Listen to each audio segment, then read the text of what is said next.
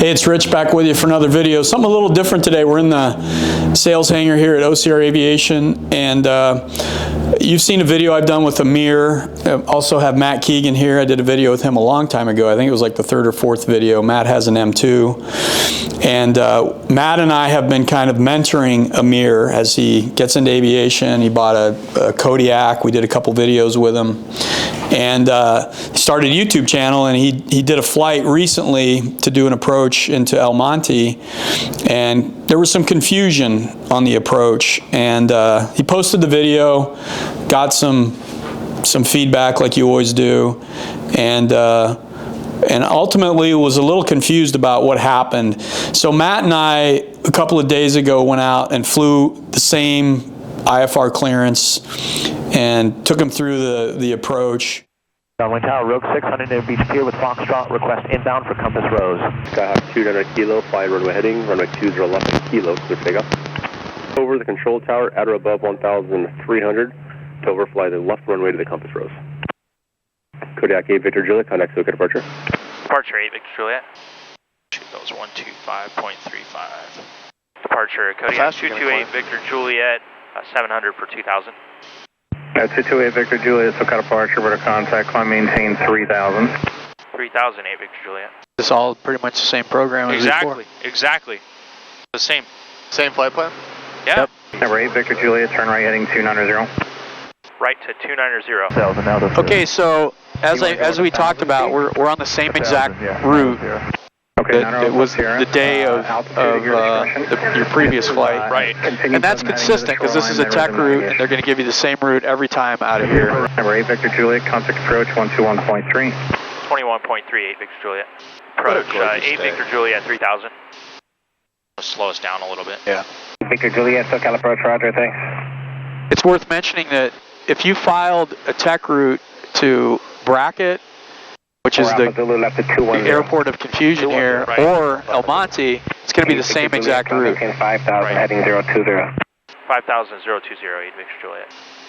2674 downwind. So we're just going to make this same route and let this unfold and show how it normally would go, knowing full well that there's confusion in with the routes and potentially with the approaches as we talked about earlier. Yeah. And this is going exactly how you did it before. This is exactly the same thing. We're going to intersect American 2674. This leg, this leg, and then we're going to be on Victor 8. And, I mean, this is exactly the same route that we flew in on Friday, which is just, today's Monday. Perfect. 8 Victor Juliet, turn right heading 030 across Victor 8, join Victor 363. Right to 030, cross Victor 8, and join Victor 363, 8 Victor Juliet. Kodiak 228 Victor Juliet, SoCal approach, altimeter 3015, El Monte information, Quebec is current. 15, and we'll expect the VOR1 Alpha approach, 8 Victor Juliet. 8 Victor Juliet, descend and maintain 4,000.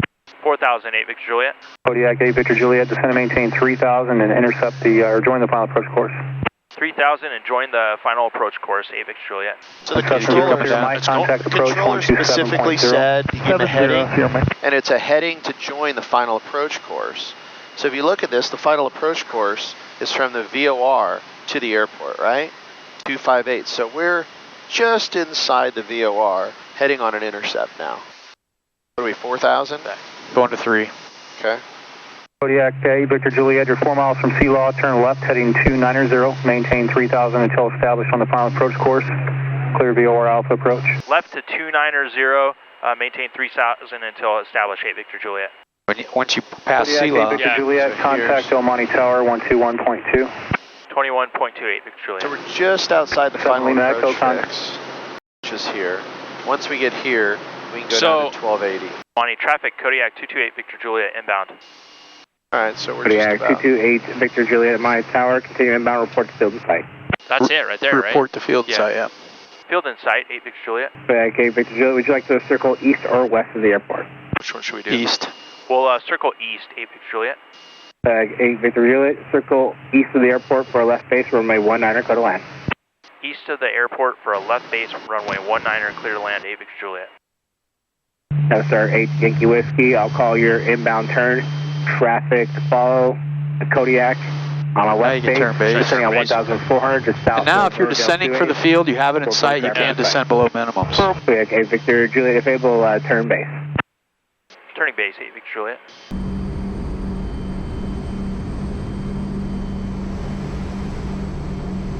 Wind calm.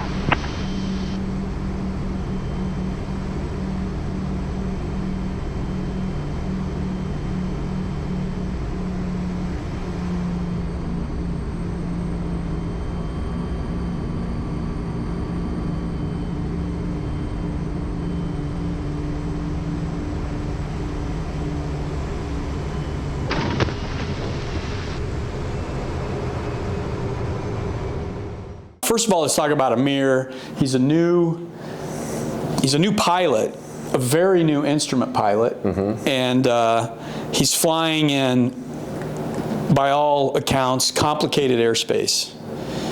And he's doing an IFR approach in the proximity of multiple airports in very busy, congested, complicated airspace.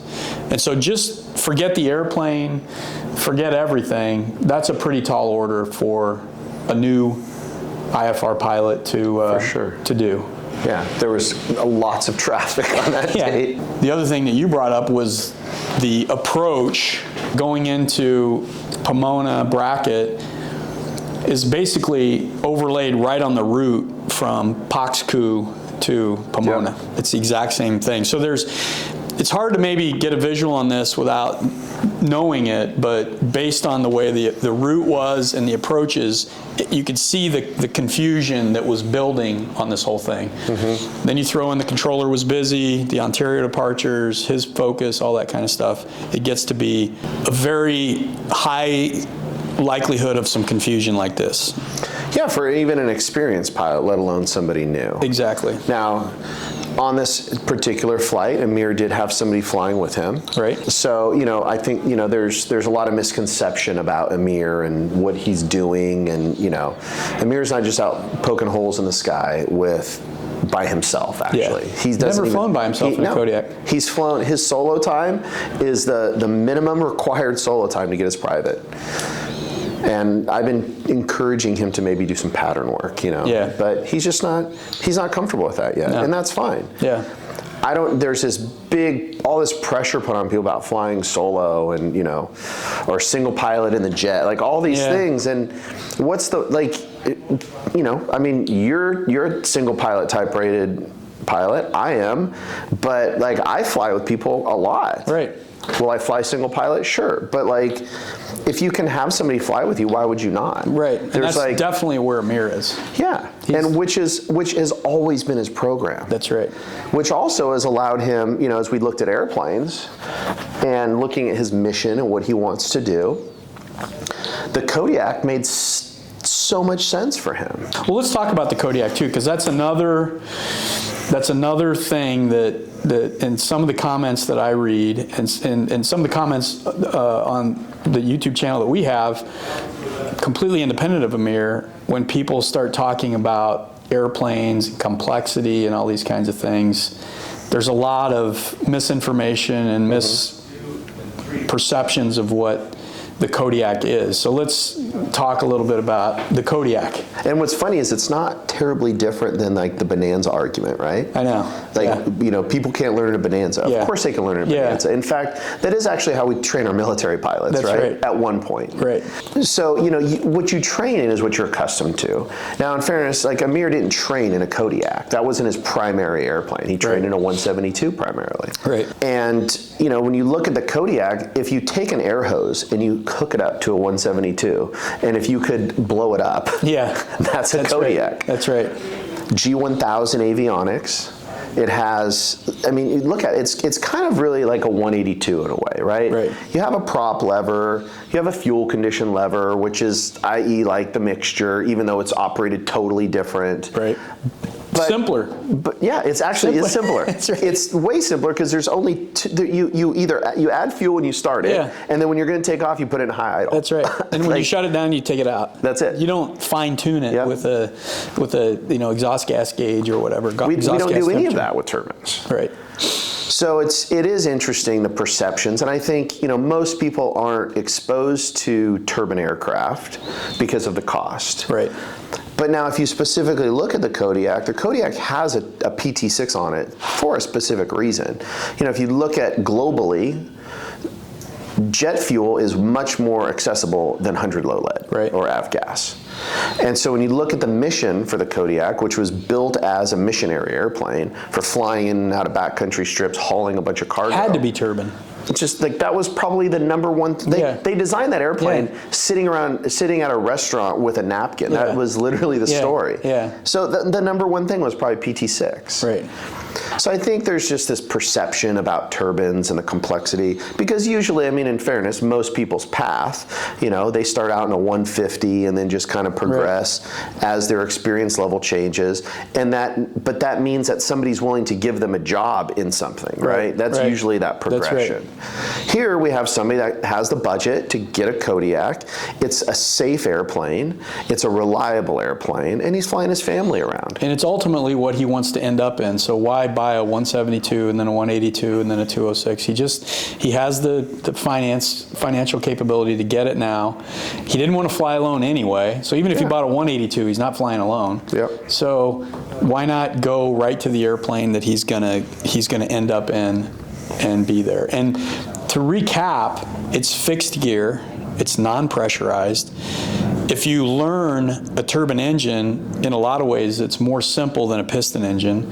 It's certainly more reliable. Mm-hmm. And like you said, one of the key components is jet fuel is more readily available. I mean, they're talking about outlawing, you know, combustion engines in Colorado or in California. Well, Reed Hillview, no more 100 low lead. So it makes a lot of sense. But I think one of the big things is I think people sometimes equate cost to complexity.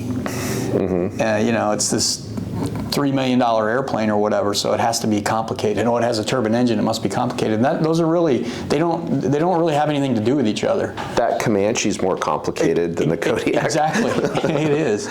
And so Amir, we had all these conversations. Mm-hmm. You know, we talked about this with Amir before he bought anything, you know, and so. I mean, we looked at 182s. Exactly. You know? Yeah. We looked at Caravans. We looked at the Kodiak.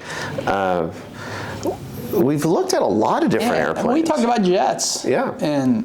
But the single thing that's always been consistent with Amir is he never wanted to fly by himself, and he hasn't. And there's that, I think, in some of the comments I've read, there's a lot of people saying, oh, he's out there flying, you know, he got his private and his instrument, now he's out there flying a Kodiak by himself. Not true. To me, when you look at this scenario, it's a really, really good learning experience. For me, personally, I have tons of experience. I fly in this airspace all the time. And I've learned a lot from analyzing this flight. And I think same for you. And we both have, like, with as long as we've been flying airplanes, we've made mistakes. Absolutely. Tons of mistakes. And guess what? You're going to make mistakes and I'm going to make mistakes. It happens. You're tired. Like all the aeromedical factors we talk about. These things are real and it happens. That's right.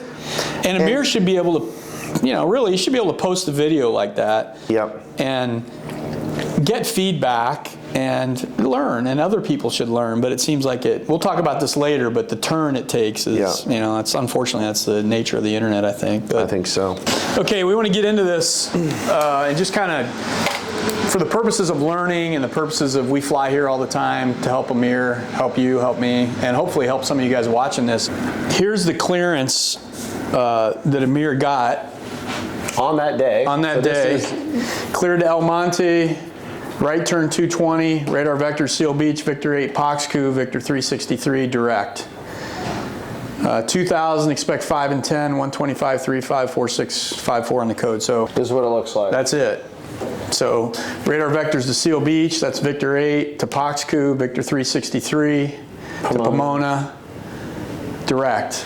Notice that we have the approach plate overlaid here, and so here's the final approach course right here.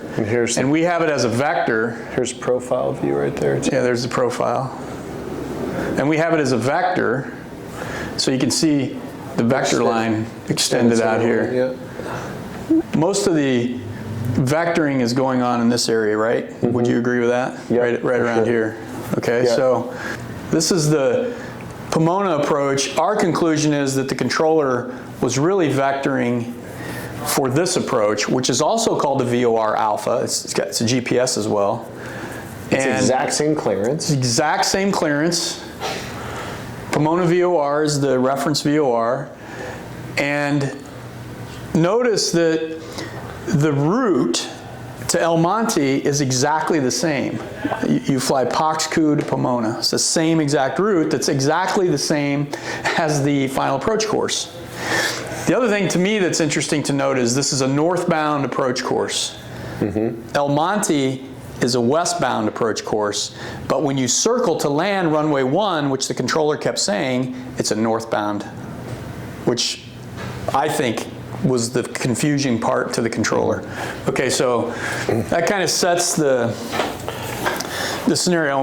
Do you have anything to add to that, Matt? What did I miss? So there's a combination of things. You have a new instrument pilot in busy airspace with lots of stuff going on, and when you hear the audio, you can hear other people on the radio that are confused. There's just some chaos going on. And, you know, in fairness to everybody, you know, Amir as the pilot, as the PIC, should have just hit the pause button. You know, let's clarify, give me a vectored hold, something to just get our arms around this. But at the same time, you know, this is why we learned from this, right? He's like, he didn't do that, and you see how this unfolds when you don't ask questions, which is, I think, the point. Always ask, trust but verify, right? So ask questions. And so what's ultimately happened is he's confused, and I personally believe the controller was was trying to take him to an airport other than what he was planning on. So this, I think, as we look through this and we look at the overlay and we look at the track and we listen to this, based on what we've seen on these two approaches, you can see where that can be confusing, but I also see where the controller is, I believe, vectoring him for this bracket approach. And I can add even more to this that I just thought of. When we used to do recurrent and type ratings, we would often try to come out here to San Bernardino and do approaches into San Bernardino. And it became clear that that wasn't a good option anymore. Ontario's right here, and you have a lot of airline departures off of Ontario turning back to the east, and you have the Paradise VOR. Paradise is right here. And so we quickly discovered that the controllers just weren't going to give us the approaches we needed to do the recurrent training and really any instrument training. And on this actual ATC exchange, there's a twin star that requests a hold at 3,000 at Paradise. And you can hear what the controller says. You're right in the middle of my IFR departures off of Ontario, you know, and he has a dialogue with her, and it's just not a good spot. So that's another factor in this whole thing is this is a congested area, and Ontario, again, right here, with a lot of westbound departures turning east, and you look at that, it's right here, westbound airline departure, outbound, turning eastbound, back over the VOR and out. And that's probably what the controller was focused on, honestly, was those departures. What we're real interested in is this first turn, which is, I think, maybe his first vector. So let's go ahead and start. And then let's kind of just geographically kind of show everybody, like, so there's, you can see where bracket Bracket's is. Up here. To the right, just a little bit. Right here. Yep, and then the VOR would be like right about there. So you look at where all the activity is to the southeast of the Pomona VOR. Yep, and then here's El Monte. Where, right there. And then this would be the westbound VOR approach into El Monte. Okay. Departure 134.0. 134.0, UPS 2770 today. Here's the airplane. 7 Kilo Hotel, traffic stop right northwest on heavy jet. We got 7 Kilo Hotel. 7 Kilo Hotel, thank you. Your discretion, conference turbulence there below you, however, and you can... I think you just made a 080 heading.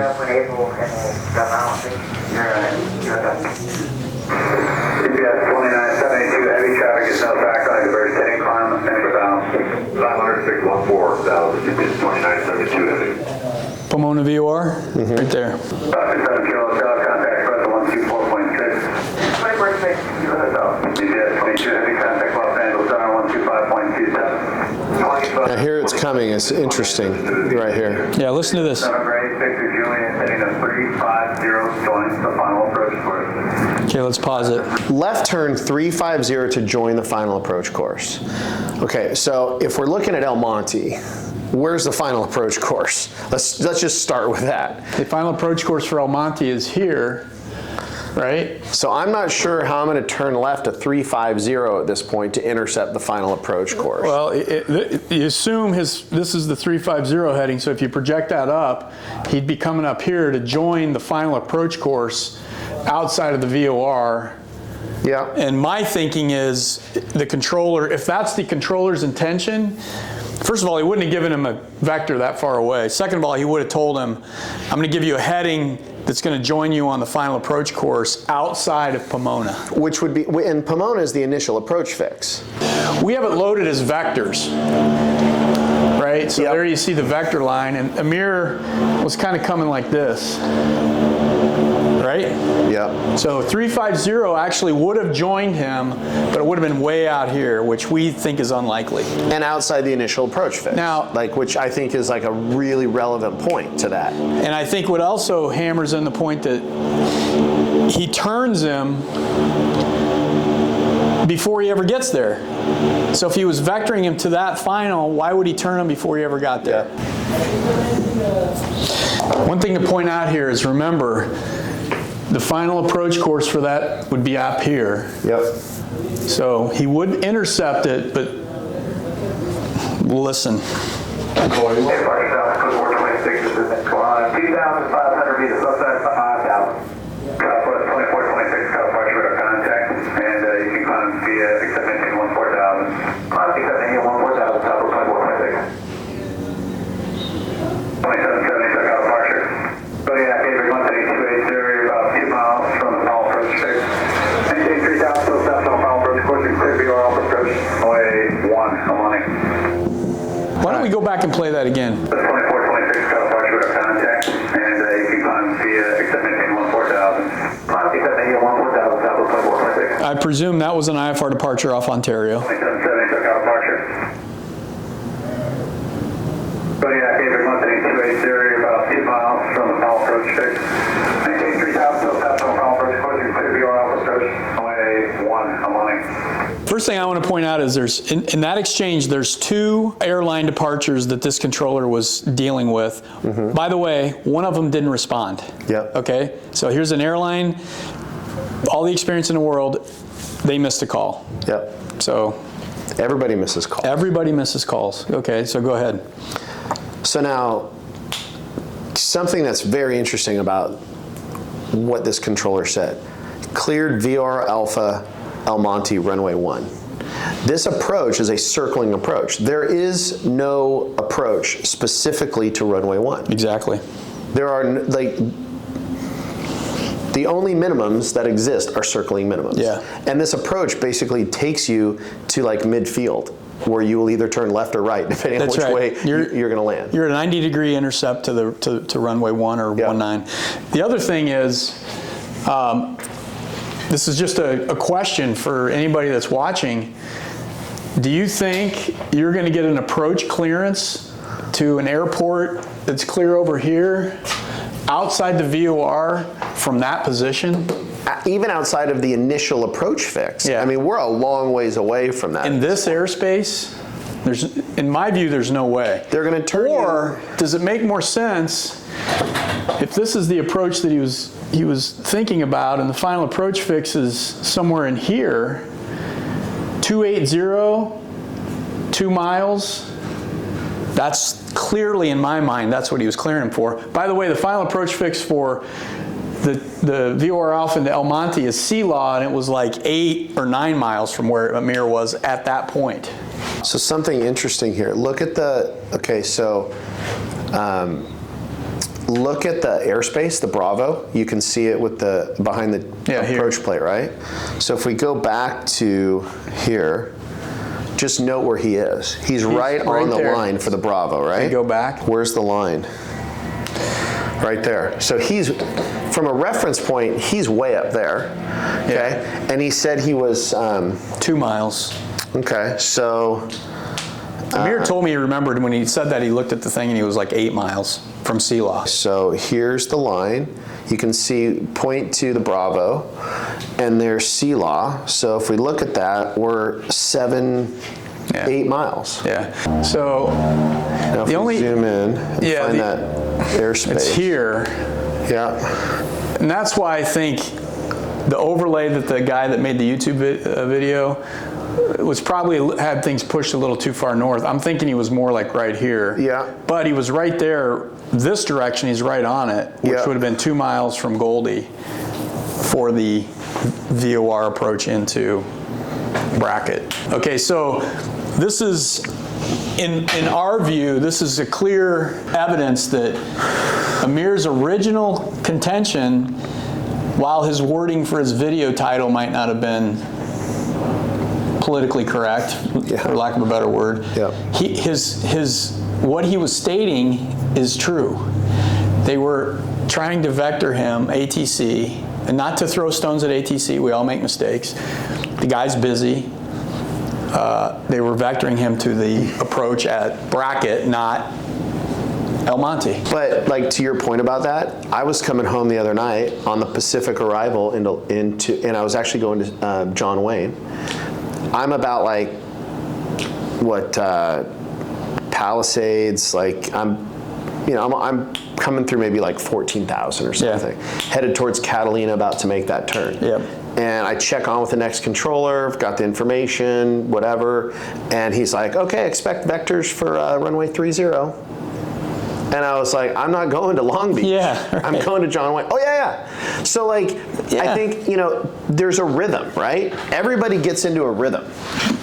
It's an honest mistake. But it's a good example of like, and this is where I think is a good example with Amir. None of this stuff would have happened had he just been like, he just does, his radar is just not fully developed for this kind of thing That's right. It's just going to take him doing this over and over again.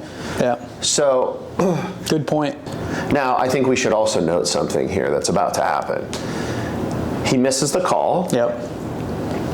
And that, it starts to make it worse. It makes it worse. And with the controller's idea that he's trying to put him on the VOR into Pomona and he misses the call and he's pretty tight on the 2 miles from the final approach fix, that makes it even worse. So let's hear what happens here. Yeah, Roger, can you repeat? Yeah, sure, that's all I'm doing. I need you to pay. Like I said, we're busy. We've got a lot of other things going on. 2:30 now. Do it. Turn immediately. 2:30. Easy, Juliet. Yeah, if you're not ready, some of you that you see the airport with still visual approach. 2:30. Easy, Juliet. Yeah, it's not going to work. So I'm not going to be able to back you all the way back around the airport. You missed it. Yeah, we see the airport. Easy, Juliet. Okay, flying 260. So a couple things. Okay. Unfortunately, we're gonna have to like pick on him a little bit. When he said he had the airport, that totally changes the interaction in the end game, right? So he says he has the airport. The controller's pushing him for a visual, which from the controller standpoint, pushing somebody for a visual reduces his workload. So he's really incentivized to do that. And it's clear in a million. So he can confidently push him for a visual and take it. And then there's just the total obvious. It was a left turn, not a right turn. So this is a mistake. And he missed the call, and it's already tight. It's already compressed. There isn't time to miss a call at that point. But at the same time, all of this excess conversation, it's like we talk about this. You have to give good radio. And being clear and concise. We don't need. There's so much fluff. And if people would just eliminate the fluff and just get to the point, and in fairness, like this controller is having a little bit of fluff here. This like, I'm busy, you're this, you're that. That's not really helping the situation. No, it's just taking more time. But pilots do it too. So this isn't picking on the controller. This is really picking on everybody. I think we all need to do better with that. But this one here, he misses the call. while he's missing the call, the controller's talking about where, you know, how it's not going to work and all this stuff, and then now he's turning the wrong way. And he turns the wrong way. Yep. So that. But another, to go back, right? Remember, if he gave him this initial vector to join the final approach course, why is he turning him? I guess you could, he already told him to join the final, this is the course. I guess you could say he was turning him to 280. 280 would have been more like that. But it's just weird. I mean, to go up and join the course, but it seems weird that he was doing it and he was in such a hurry. He, you know, you already missed the approach. No, he didn't. He's not anywhere near it. Mm-hmm. So that again, to me, points to the bracket approach. That's what the controller was thinking. And it's still pretty weird though, like, you know, fly this heading to join. What is it, 350 to join? Yeah. But then if you joined, then why are you getting another vector? Right. And if you're going to get another vector, given all the other commentary that's going on, like he would presumably be chastised for that because he didn't join. Yeah. So who knows? That's a you know, if then when kind of scenario. But if you have a needle and the needle points to, what does this mean? Is it the VOR into El Monte or is it the VOR into bracket? I think this exchange to me points the needle again for the second time that he's talking about the VOR to bracket. Yep. Approach line, right, Victor Juliet. 260 for visual approach, runway 1. Do you want to make a right turn? What do you want to do? Stay for? Yeah, we'd like to shoot the approach. Exactly. Like, you know, listen and do what I'm asking you now. That's getting busy and I'm trying to get things accomplished and get to your approach. Appreciate that. I'm trying to listen, Victor Juliet. Okay, here we go. Juliet. Yeah, we'll approach, obviously. Stay at 3. Let's go southbound 170. I'll bring it back around. Slow it down if you need to. All right, we'll go up to 170 and slow it down, Victor Juliet. There you go. 8429 King, Scott Park, and South, Sea on South, 3000. SoCal departure, 06 Papa Romeo, 1,500, climbing 5,000.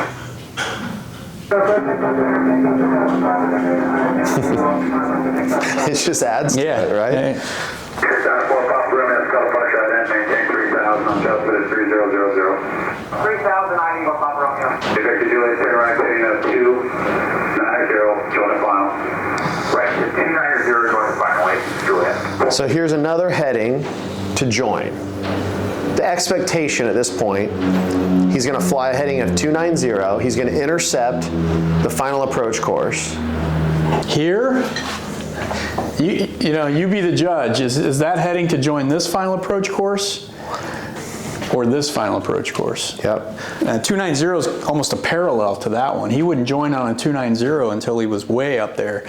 Makes a lot of sense that a 290 would join that north-south track. So clearly, again, here's another exchange that to me indicates, and I think you too, that he was joining him on the VOR alpha into bracket.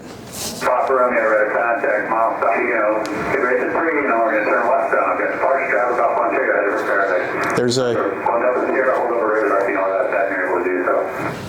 Hold over with VOR, 6 left Sierra. 2426 to 4,000, contact Los Angeles Center 125.27. 25.7, maintain 14,000, South 2426 today. Around to north end. That's fine. Hey, Victor Juliet, let's do this. Just planning one. So this right now, okay, the fact that he's stressed out and upset with him at this point, okay, to me, if I have a 290 heading to join final, I've got all the time in the world if I'm going to El Monte because that final approach course is up there. Right. So all I'm doing at this point is, am my checklist done? Yep. You know, just make sure I'm ready to go because I'm now, I mean, what would you call that? Let's see, on that scale, maybe, 5 miles? Easy. 6 miles, 7 miles, something I'd from say the final 7 approach miles. course? Yeah. Have you ever been yelled at by a controller being 7 miles from, we do this all the time coming into Long Beach, right? Yeah. Fly heading, whatever, to join the final. And you're typically 3 miles, 2 or 3 miles from the final approach fix. So they're not going to, nobody's going to get upset with you. And but if the approach course that you're thinking is here, then you're like, hey, dude, you're blowing it for me again. And so there's another clear indication that it's 1708 is Juliet. Yeah, you get something like that. That's what you need. You're going 3 knots faster than you were before. We're showing 120 knots. Okay. Yeah, I don't know what it is, but you're showing 150 for me. I'm trying to set you up, trying to get you to turn and react. If you can't turn on, say 170, please. We'll turn left to 170. You can tell me what you want to do, sir. What should the view order for you? Smooth self-mounting. Yeah, I'm trying to get to this. We're not doing that great. So left turn right, we're doing left turn, let me know. We'll set you up, just slow down, look at that. When we get to turn 50 ready, please. wow, that was interesting. 5 miles off the bracket, in case 2500 miles through, grabs off your right, looks like the heat's down. Slow though, if you want to get. And there's just people stepping on each other.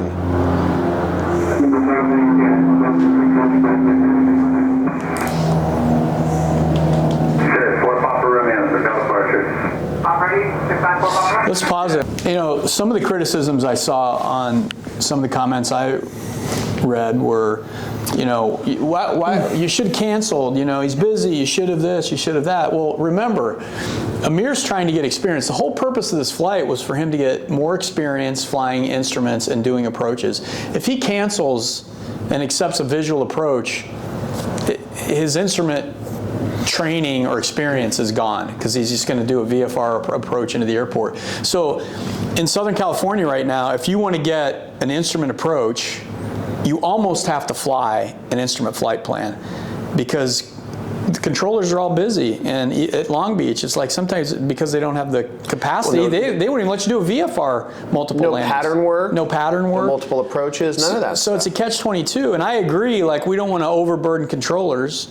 But let's be clear here. This is not a practice approach. No. He is on an IFR flight plan at this point. That's right. And you know, the criticisms he got that, you know, you clearly he was busy and you should have accepted the visual. Well, he's trying to get experience, and this is really the only way you can do it right now. So keep rolling.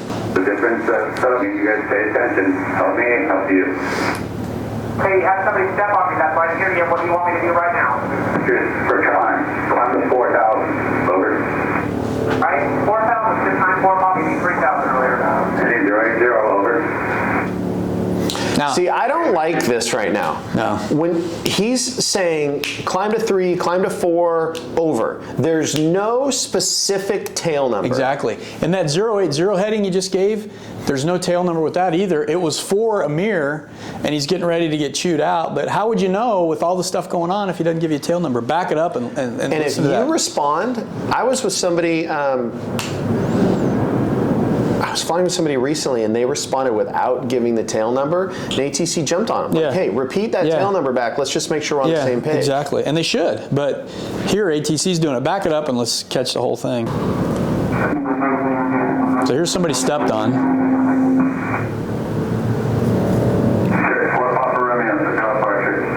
ready. 694, yeah, everybody, let's go. Let's listen up here. We got different stuff. You guys pay attention. Help me, help you. Wasting time. Yep. Hey, have somebody step on me. That's why I'm hearing you. What do you want me to do right now? Wasting time. For climb to 4,000. Over. Right? 4,000, 694, probably 3,000 earlier. Heading 080, over. Hey, Victor Juliet, heading 080. So that's interesting there. So he's giving a heading, the same heading to 2 aircraft is what I heard. Yeah. And there was a lack of definition of which aircraft he was talking to. No tail numbers. He's got. Yep. Yeah. And then. So what happened was the Cirrus is going to turn to 080. The Kodiak presumably is going to turn to 080. Yep. And now we're going to have another issue in a matter of 10, 15, 20 seconds. Because the Cirrus turned the wrong direction. I'm accepting the code. And it's clear. We'll listen and you'll hear the Cirrus say, you gave me a 080 heading earlier, now you want me. So he clearly took it. So there's like massive confusion. Insert new instrument pilot into this. Yeah. He could have been flying like a glider at this point. You know, what he's flying at this point doesn't matter. No, doesn't matter. Yes, 2106, got a push rate of contact, expedite to climb, to maintain 7,000 altitude. Going out of 2,005 to maintain 7,000 EPS, 2106. Delta, you can go back to Paradise, take a left turn if you can. Take a left turn, start Paradise, up at the west up here. It's for Papa Romeo, what heading are you going to be on? You told me to stay on this heading now. Do you want me to go back over to 270, to 363, or what do you want? To 4,000, please do it. Please. That's what I'm trying to get you with. I'm trying to get everybody what they want, but we're having trouble communicating, and I don't have a whole lot of time to repeat myself. Yes, 06, thanks for the Quanta southeast, your departure, eastbound eventually, hopefully. That's 4,000 level stairs, we're turning them back the other way. GPS 21 right. 39 Tango Traverse South, yeah, 3100, continue via Far Pond. Yeah, Gate Victor Juliet, 750. That's 350, we're going to get Juliet. What, for Papa Romeo, we're not doing anything, sir, that I'm asking you. Left heading, are you on left? Heading 080. Okay, left 080, you had to go on Paradise 270. I'll give you different instructions. Let's do this different now. Fly heading, right turn, for Papa Romeo, turn right, do it immediately, and you'll do it now. 310, you just said 080, come on. Yeah, I did it earlier, but by the time you did it earlier. Wait for that. Turn northbound now, please. Stop. So he's confused between the Kodiak. Yeah. System north. Velocity alert now. In your area, for Papa Romeo, 4,800. A lot of confusion. 3000. 106, contact squad 20. 34.0, GPS 2106. Okay, 7,000 GPS 23, we're out of 4,000. Express 121.3. 121.3, okay, I was got Express 121.3, I heard you, thanks for the help. Okay, Victor Juliet, turn on 270, join the final. 0 to the final, with Victor Juliet. Okay, 270 to join the final. Again, if that's the El Monte final, it's clear up here. 270 is going to be well, he turns 270. It's pretty much paralleling the course, and he would intercept it on that heading probably inside the final approach fix, which wouldn't be possible. Or is it more likely that he was putting him on that one? To me, it's obvious. Which, as we progress through this, it becomes even more obvious. Yeah. Because he's going to yell at him south of the VOR. And still south of the final approach course. And reference C-Law is a mile. Yeah. When it wasn't it's C-Law. 6 miles. The C-Law is 6 or 7 miles, and Goldie is a mile, which is the final approach fix for bracket. Okay, go ahead. Goldie 310, that's our map. What is your heading? 310. Okay, we'll work with that thing. It's like at this point, whatever.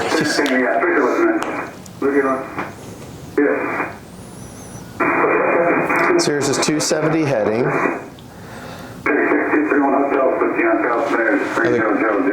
And in like a matter of seconds, he's going to yell that. Here's the course. Okay,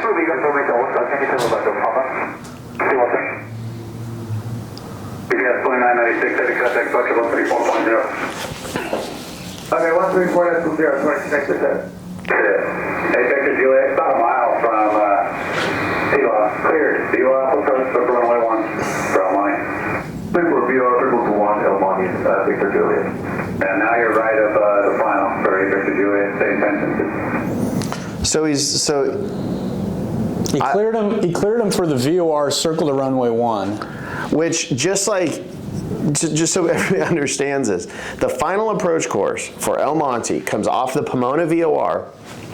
It's north of their position by at least a mile, 2 miles, if you just draw a straight line. Yeah, from here to here. I think he's more likely the position is down here based on this orientation of Amir. Yeah, so this isn't exactly. No, he's a ways from the VOR. How he's right of course, of any course, I'm not clear understand. about that. I'm not either. clear on what that would be. Heading, and then direct after the eastbound course. You're over, you're north of the final, North of the final. So, I don't know how you can be north. To be north of a final, the final would have to be down here. Yeah. And there is no final down here. This final is here. He's south of this final. So what he's referring to there, I don't think I understand, and I don't think you do. Yes, we're going to land it. You know what? We'll be landing El Monte. Yeah. You're not on the approach. You missed the approach. Can you see it? So he's telling him he's missed the approach. Missed the approach. But they're he not hasn't even got on to the it. approach. There you go. I mean, that to me is just the summation, right? Yeah. You missed the approach. Well, how do I miss the approach when I haven't even gotten to the approach? Yeah.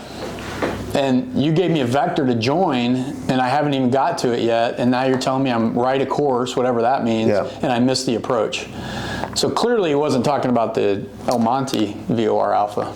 Now, I think the overlay is not exact, it's off a little bit, but I think we can reference the amount that it's off based on the radial off the Pomona VOR, and clearly on the sectional chart you can see where it says 254. Right. 254 is actually the final approach course for the El Monte VOR approach. It's 254 or 244, I can't remember. Doesn't matter, it's close. But I guess where I'm going with this is if you look at the path and the track, when they turn inbound, they're north of that course a little bit, but I think that is just the delta in the overlay. I agree. If that makes sense. I agree. Because we do know, based on what they've told us, that they actually did, once they got past this and were sent on their way, that they then were doing the VOR approach. Yeah, right. Well, Keystone 2600. I'm at Oxton, visual approach 21 on my, suggest you go westbound textbook. No, go left and no, take visual. So, I mean, obviously, Amir, he made some mistakes here. Yeah. And in fairness to him, this was a difficult situation. Now, it's so easy for anybody to sit back and armchair quarterback this. Yeah. But we regularly, in recurrence, regularly, there is a lot of talk about, in general, safety stuff like this. How many disaster videos have we seen and looked back at events? Yeah. There have been crashes for the dumbest things that have just mistakes, like the Everglades crash, where they ran out of fuel while they were searching literally a light, a gear light. Yeah. So, I mean, these are all aeromedical factors, right? But it's busy. Okay. The challenge that Amir has right now with where he is that he flies with somebody all the time. But we're also trying to teach PIC mentality to him. So he always kind of has this crutch. Yep. In this situation, who he's flying with, I think maybe needed to provide a little bit more of a crutch, but it is what it is. I mean, you have to let, you've done it, I've done it. We've had to let our students go with, you got to keep them safe, but you have to, letting them get yelled at by ATC, as long as we're not violating an FAR, is sometimes good medicine. That's right. That's right. I agree. And so this one, it's given us an opportunity to talk to him a lot about this. We've identified things he could have done better. But in fairness, this situation and the whole thing, there's so much confusion going on. Yeah. You can see there's multiple aircraft confused. Yeah. And regardless of what anybody wants to think, if somebody has another analysis or whatever, I'd love to hear it. But it's pretty hard to make an argument that he was being vectored onto an approach for El Monte. I agree. And it's not to blame the controller either. I mean, he had a lot of stuff going on, and they make mistakes too. Amir made some mistakes, he made some mistakes, and everything exacerbated everything else. The other thing that's interesting to me about this is if you throw IMC in here, Amir's approved to fly his airplane solo. Mm-hmm. If you throw IMC and him solo, it could be a disaster in this situation. And how do you I don't know. I mean, so it's important to look at it. And the other thing that's interesting is when I first listened to this tape, and I didn't have the overlay, I thought Amir really screwed up. I didn't think there was any way that the controller, and if you look at the comments on YouTube and Reddit, pretty much everybody said, you screwed up, Amir, you screwed up, you did this, you don't know what you're doing. Everybody jumped to a conclusion. Exactly. Because isn't that like the society we're in today?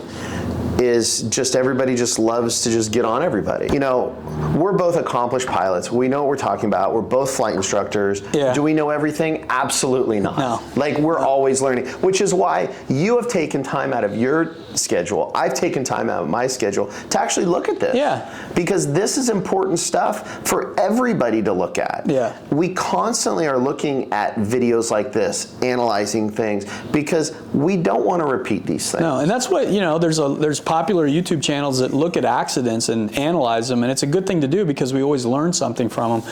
And like I said at the beginning of this video, I learned a lot from this. You did. And hopefully people that have followed this and watched Amir's video and maybe pointed the finger that he screwed up can watch this and recognize that, yes, he made some mistakes, but his original contention that he was vectored for the wrong approach was true and accurate, and he definitely, in my opinion, was. In your opinion, he was. And I challenge anybody to tell me how he was being vectored to the proper approach and it was all Amir's fault. It's just, it's not possible in my opinion. But leave us a comment, you know, and tell us, and hopefully people get something out of this, and not only about instrument flying and how this all worked, but also about the comments, you know. I mean, I don't think we're going to change anybody's attitude towards comments, but 90% of the comments I saw are dead wrong on Amir's video and on... I 100% agree. And I hope, again, we hope, you know, people got something out of this, and we all learned a lesson, and it makes you a better pilot, and we appreciate you watching. And leave us a comment, let us know what you think, and point out how our assessment is wrong if you think it is, and we look forward to those comments and really appreciate you watching. It's a little bit of a long video, but hope it made some sense. Thanks for watching.